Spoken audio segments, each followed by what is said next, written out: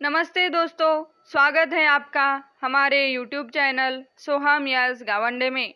चलिए सुनते हैं पूजनीय बापूजी के सत्य के प्रयोग अथवा आत्मकथा और हमारे जीवन को और भी सुंदर, सरल और सफल बनाने का प्रयास करते हैं। सत्य के प्रयोग अथवा आत्मकथा, लेखक मोहनदास करमचंद गांधी। भाग 4, पतित्व। जिन दिनों मेरा विवाह हुआ उन दिनों निबंधों की छोटी छोटी पुस्तकाएं, पैसे पैसे की या पाई पाई की, सो तो कुछ याद नहीं निकलती थी। उनमें दाम्पत्य प्रेम, कम खर्ची, बाल विवाह आदि विषयों की चर्चा रहती थी। उनमें से कुछ निबंध मेरे हाथ में पढ़ते और मैं उन्हें पढ़ जाता। मेरी यह आदत तो थी ही कि पढ़े हुए में से जो पसंद न आए उसे भूल जाना और पसंद आए उस पर अमल करना। मैंने तो पढ़ा था कि एक पत्नी व्रत पालना पति का धर्म है। बात हृदय में रम गई।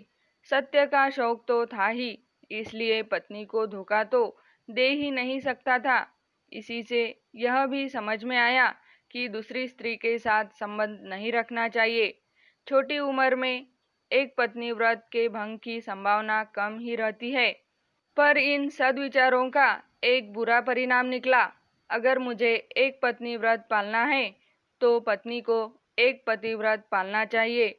इस विचार के कारण मैं ईर्ष्यालु पति बन गया। पालना चाहिए में से मैं पलवाना चाहिए के विचार पर पहुंचा, और अगर पलवाना है तो मुझे पत्नी की निगरानी रखनी चाहिए। मेरे लिए पत्नी की पवित्रता में शंका करने का कोई कारण नहीं था, पर ईर्ष्या कारण क्यों देखने लगी। मुझे हमेशा यह जानना चाहिए कि मेरी स्त्री कहाँ जाती है, इसलिए मेरी अनुमति के बिना वह कहीं जा ही नहीं सकती। यह चीज हमारे बीच दुखद झगड़े की जड़ बन गई। बिना अनुमति के कहीं भी न जा सकना तो एक तरह की कैद ही हुई। पर कस्तूरबाई ऐसी कैद सहन करने वाली थी ही नहीं। जहाँ इच्छा होती वहाँ मुझसे बिना पूछे जरूर जाती। मैं जो जो जवाब डालता त्यों त्यों वह अधिक स्वतंत्रता से काम लेती और त्यों त्यों मैं अधिक चिढ़ता। इससे हम बालकों के बीच बोलचाल का बंद होना एक मामूली चीज बन गई। कस्तूरबाई ने जो स्वतंत्रता बरती उसे मैं निर्दोष मानता हूँ। जिस बालिका के मन में पाप नहीं है वह देव दर्शन के लिए जाने पर या किसी से मिलने जाने पर दबाव क्यों सहन करे। अगर मैं उस पर दबाव डालता हूँ तो वह मुझ पर क्यों न डाले। यह तो अब समझ में आ रहा है। उस समय तो मुझे अपना पतित्व सिद्ध करना था। लेकिन पाठक यह न माने कि हमारे गृह जीवन में कहीं भी मिठास नहीं थी। मेरी वक्रता की जड़ प्रेम में थी। मैं अपनी पत्नी को आदर्श बनाना चाहता था। मेरी यह भावना थी कि वह स्वच्छ बने, स्वच्छ रहे।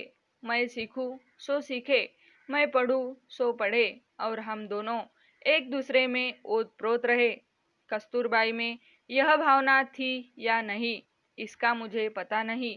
वह निरक्षर थी, स्वभाव से सीधी, स्वतंत्र, मेहनती और मेरे साथ तो कम बोलने वाली थी।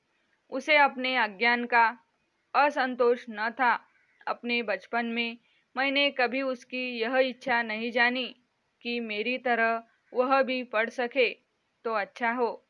इससे मैं मानता हूँ कि मेरी भावना एक पक्षी थी। मेरा विषय सुख एक स्त्री पर ही निर्भर था और उस सुख का प्रतिघोष चाहता था। जहाँ प्रेम एक पक्ष की ओर से भी होता है वहाँ सर्वांश में दुख तो नहीं ही होता। मुझे कहना चाहिए कि मैं अपनी स्त्री के प्रति विषयासक्त था। शाला में भी उसके विचार आते रहते। कब रात पड़े और कब हम मिले यह विचार बना ही रहता। वियोग असह्य था। अपनी कुछ निकम्मी बकवासों से मैं कस्तूरबाई को जगाए ही रहता। मेरा ख्याल है कि इस आसक्ति के साथ ही मुझ में कर्तव्य परायणता न होती तो मैं व्याधिग्रस्त होकर मौत के मुंह में चला जाता अथवा इस संसार में बोझ रूप बनकर जिंदा रहता। सवेरा होते ही नित्य कर्म में लग जाना चाहिए। किसी को धोखा तो दिया ही नहीं जा सकता। अपने इन विचारों के कारण मैं बहुत से संकटों से बचा हूँ। मैं लिख चुका हूँ कि कस्तूरबाई निरक्षर थी, उसे पढ़ाने की मेरी बड़ी इच्छा थी, पर मेरी विषय वासना मुझे पढ़ाने कैसे देती। एक तो मुझे जबरदस्ती पढ़ाना था, वह भी रात के एकांत में ही हो सकता था। बड़ों के सामने तो स्त्री की तरफ देखा भी नहीं जा सकता था, फिर बातचीत कैसे होती। उन दिनों कठियावाड़ में घूंघट निकालने का निकम्मा और जंगली रिवाज था, आज भी बड़ी हद तक मौजूद है। इस कारण मेरे लिए पढ़ाने की परिस्थितियां भी प्रतिकूल थी। अतएव मुझे यह स्वीकार करना चाहिए कि जवानी में पढ़ाने के जितने प्रयत्न मैंने किए, वे सब लगभग निष्फल हुए। जब मैं विषय की नींद में से जागा, तब तो सार्वजनिक जीवन में कूद चुका था, इसलिए अधिक समय देने की मेरी स्थिति नहीं रही। शिक्षक के द्वारा पढ़ाने के मेरे प्रयत्न भी व्यर्थ सिद्ध हुए। यही कारण है कि आज कस्तूरबाई की स्थिति मुश्किल से पत्र लिख सकने और साधारण गुजराती समझ सकने की है। मैं मानता हूँ कि अगर मेरा प्रेम विषय से दूषित न होता, तो आज वह एक विदुषी स्त्री होती। मैं उसके पढ़ने के आलस्य को जीत सकता था, क्योंकि मैं जानता हूँ कि शुद्ध प्रेम के लिए कुछ भी असंभव नहीं है। यो अपनी पत्नी के प्रति विषयासक्त होते हुए भी मैं किसी कदर कैसे बच सका, इसका एक कारण बता चुका हूँ। एक और भी बात बताने लायक है।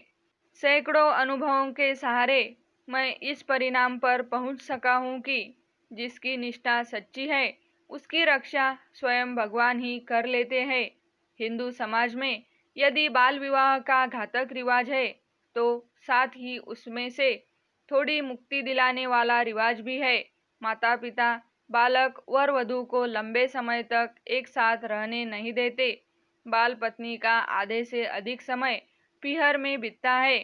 यही बात हमारे संबंध में भी हुई। मतलब यह कि 13 से 19 साल की उम्र तक छूट पूट मिलाकर कुल 3 साल से अधिक समय तक साथ नहीं रहे होंगे।